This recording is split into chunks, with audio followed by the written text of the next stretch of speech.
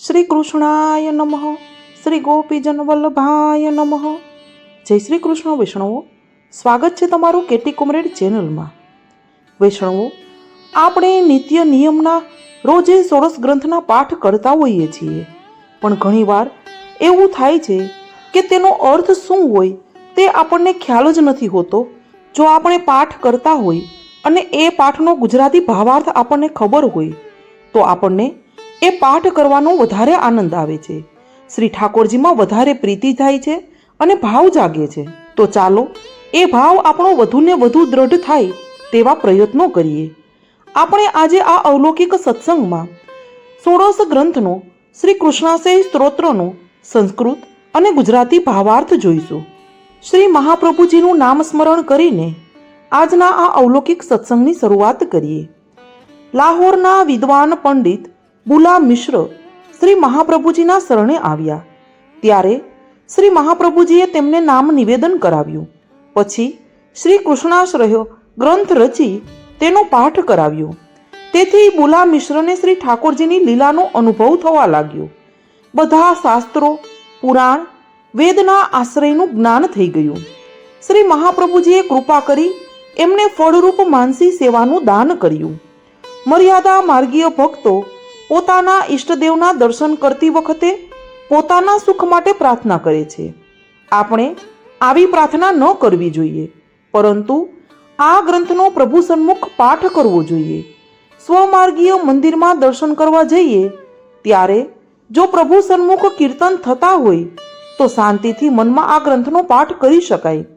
દીનતાપૂર્વક અર્થ વિચારીને પાઠ કરવો.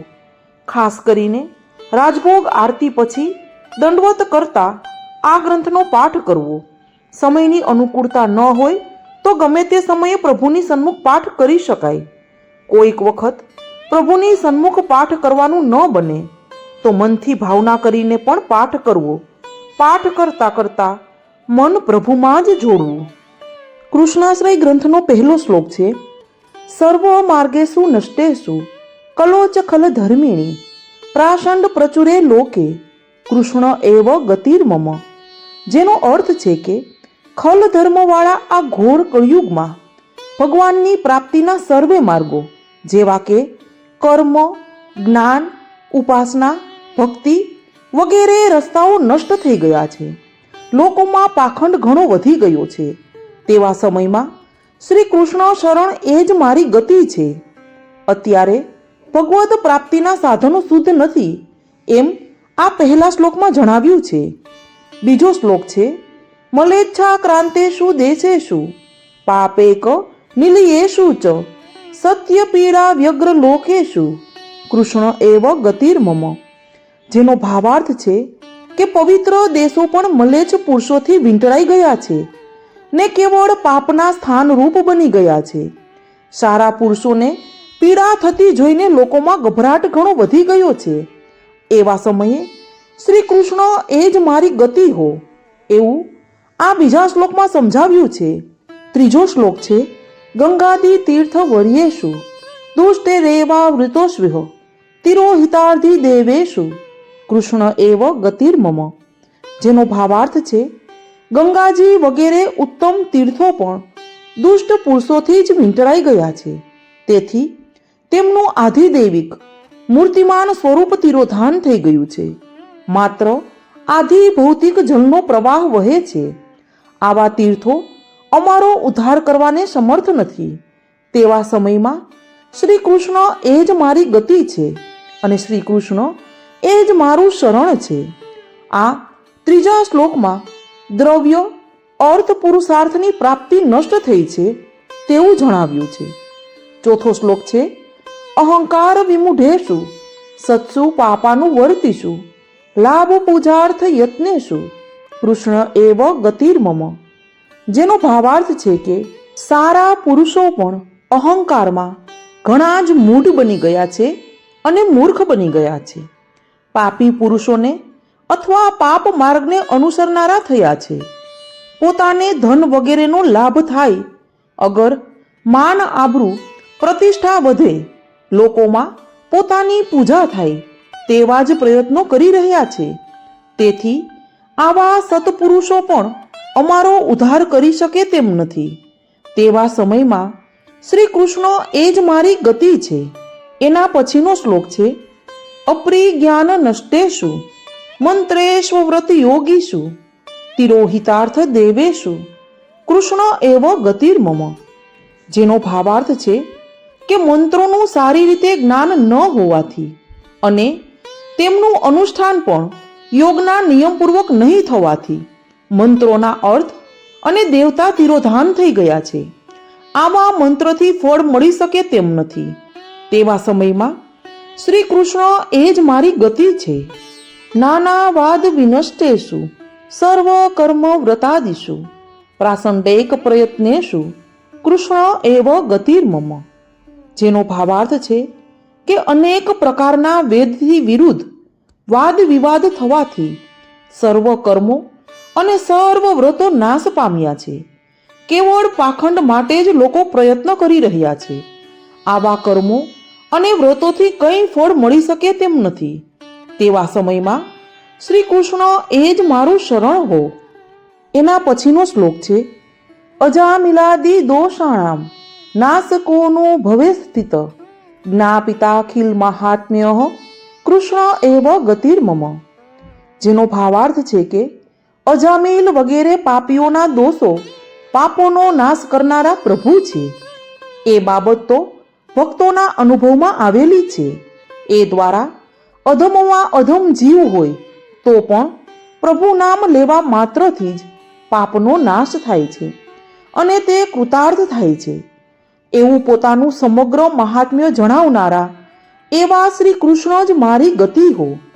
એના પછીનો શ્લોક છે, પ્રાકૃતા શકલા દેવા ગણિતાનંદ કમ બૃહદ પૂર્ણાનંદો હરિસ્તસ્માત કૃષ્ણ એવ ગતિર્મમ. જેનો ભાવાર્થ છે કે સઘળા દેવો પ્રાકૃત છે. અક્ષર બ્રહ્મ પણ ગણી શકાય તેટલા જ આનંદવાળું છે. જ્યારે શ્રી હરિ શ્રી કૃષ્ણ પૂર્ણ આનંદવાળા છે.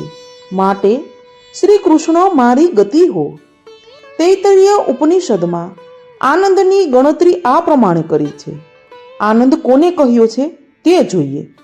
આ લોકમાં મનુષ્ય પોતે આનંદી માને છે.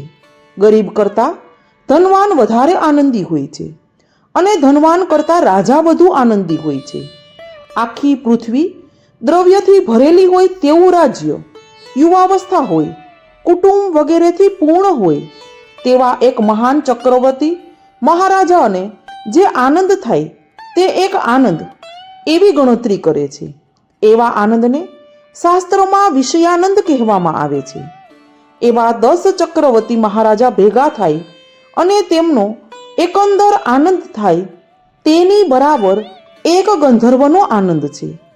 એવા 100 ગંધર્વો આનંદને ભેગા કરીએ ત્યારે એક દેવલોકમાં રહેનારનો આનંદ થાય. એવા 100 દેવલોકમાં રહેનારના આનંદને ભેગા કરીએ ત્યારે એક ઇન્દ્રનો આનંદ થાય. એમ 100 ગણી ચડિયાતી આનંદની ગણતરી કરેલી છે. અને મનુષ્યના આનંદ કરતા પરાર્ધ ગણો આનંદ પ્રજાપતિ બ્રહ્માનો થાય છે. તેથી 100 ગણો આનંદ અક્ષર બ્રહ્મનો છે.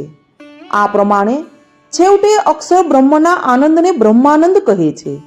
ત્યારબાદ અક્ષર બ્રહ્મથી કેટલા ગણો આનંદ શ્રી કૃષ્ણ પૂર્ણ પુરુષોત્તમનો છે એની ગણતરી થઈ શકતી જ નથી. તેથી શ્રી કૃષ્ણ અગણિત આનંદ એટલે પૂર્ણ આનંદવાળા છે. વેદ કહે છે કે ભગવાન રસ રૂપ છે, આનંદ રૂપ છે. હાથ, પગ, મુખ, ઉદર વગેરે દેખાવ પૂરતા આપણા જેવા દેખાય છે, પણ તે સૌ આનંદમય રસમય અલૌકિક છે. એ આનંદમય સ્વરૂપનું વર્ણન શ્રી મહાપ્રભુજીએ મધુરાષ્ટકમાં કર્યું છે. જેમ સાગર જલથી પરિપૂર્ણ છે તેમ પ્રભુ આનંદથી પરિપૂર્ણ છે. એના પછીનો શ્લોક છે, વિવેક ધૈર્ય ભક્ત્યાદિ રહિતસ્ય વિશેષતઃ પાપાશક્તસ્ય દિનસ્ય કૃષ્ણ એવ ગતિર્મમ.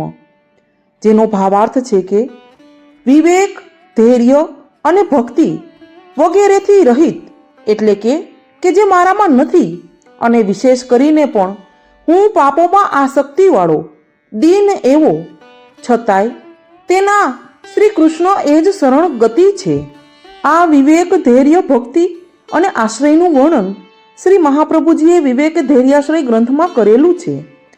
એના પછીનો શ્લોક છે, સર્વ સામર્થ્ય સહિત સર્વત્રેવાખિલાર્થકૃત શરણસ્થ સમુદ્રારમ કૃષ્ણમ વિજ્ઞાપયામ્યહમ, જેનો ભાવાર્થ છે કે સર્વ પ્રકારના સામર્થ્યવાળા, સર્વ ઠેકાણે જ ભક્તોના સર્વ અર્થ ઈચ્છિત પદાર્થો આપનાર, શરણમાં રહેલાનો સંપૂર્ણ રૂઢી રીતે ઉદ્ધાર કરનાર શ્રી કૃષ્ણને હું વિજ્ઞપ્તિ કરું છું, હું વિનંતી કરું છું. પ્રભુ શ્રી કૃષ્ણ કર્તુમ અકર્તુમ અન્યથા કર્તુમ સર્વ કરવા સમર્થ છે. એના પછીનો શ્લોક છે, કૃષ્ણાશ્રયમિદં સ્તોત્રમ યહ પઠેત કૃષ્ણ સાનિધ્યો તસ્યાશ્રયો ભવેત કૃષ્ણ ઇતિ શ્રી વલ્લભો બ્રવીત, જેનો ભાવાર્થ છે કે આ કૃષ્ણાશ્રય સ્તોત્રનો જે કોઈ શ્રી કૃષ્ણની સન્મુખમાં વિશ્વાસપૂર્વક પાઠ કરે છે તેને શ્રી કૃષ્ણ જરૂર આશ્રયરૂપ થાય છે. એમ શ્રી વલ્લભ પ્રભુને પ્રિય અથવા શ્રી એટલે સ્વામિનીજીને પ્રિય સાક્ષી સ્વરૂપ શ્રી મહાપ્રભુજી કહે છે. ઇતિ શ્રીમદ વલ્ભાચાર્ય વિરચિત કૃષ્ણાશય સ્ત્રોત સંપૂર્ણમ. કૃષ્ણાશય ગ્રંથના 11 શ્લોક પૈકી પહેલામાં કાળ, બીજામાં દેશ, ત્રીજામાં ગંગાદી તીર્થનું સામર્થ્ય એટલે અર્થ અને ચોથામાં સત્પુરુષ કરતા, પાંચમામાં મંત્રો ને છઠ્ઠામાં કર્મ એ બધા દૂષિત થયેલા છે એમ જણાવી બાકીના 4 શ્લોક વડે ધર્મ, અર્થ, કામ અને મોક્ષરૂપ ભગવાન જ છે, તેથી તેમનો આશ્રય કરવો એમ છેલ્લા શ્લોકમાં આજ્ઞા કરે છે. વૈષ્ણવો, આ કલી કાલમાં આપણો પણ આધાર એક જ છે, આપણી પણ ગતિ એક જ છે. શ્રી કૃષ્ણ એવ ગતિર્મમ, શ્રી કૃષ્ણમાં જ મારી ગતિ હો. તો વૈષ્ણવો, આ અલૌકિક સત્સંગને શ્રી મહાપ્રભુજીના ચરણોમાં સમર્પિત કરીને અહીં પૂર્ણ કરીએ. સર્વે વૈષ્ણવોને મારા જય શ્રી કૃષ્ણ.